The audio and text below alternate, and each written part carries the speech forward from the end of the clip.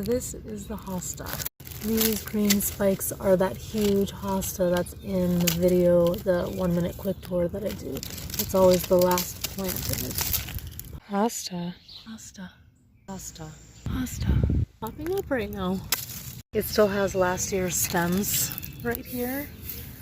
And these are the seed pods. It's pretty cool. They're like little stars or something. So these are the spent flower stalks, and then down here, we're on a hill, so they're down there, but these are last year's leaves. And it's a good idea to remove the leaves at the end of fall, but I didn't do that this time. They easily just pull up most of the time, a lot like iris leaves, which happen to be right here.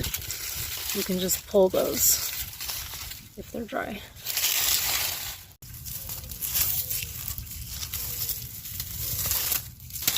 You can try pulling the flower stems out of the ground, but often they won't. They're pretty strong. So, of course, being careful for these spikes, which are the new leaves.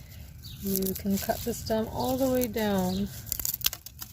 It would probably be helpful to pull out the leaves first that are surrounding it. Pull out any weeds, grass, things that might take energy away.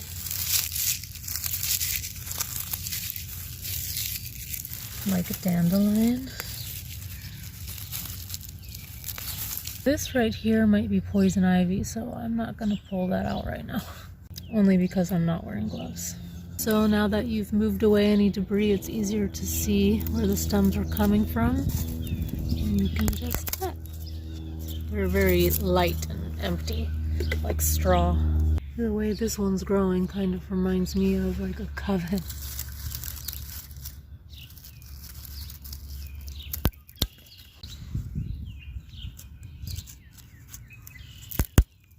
And that's the hosta. The leaves get pretty huge.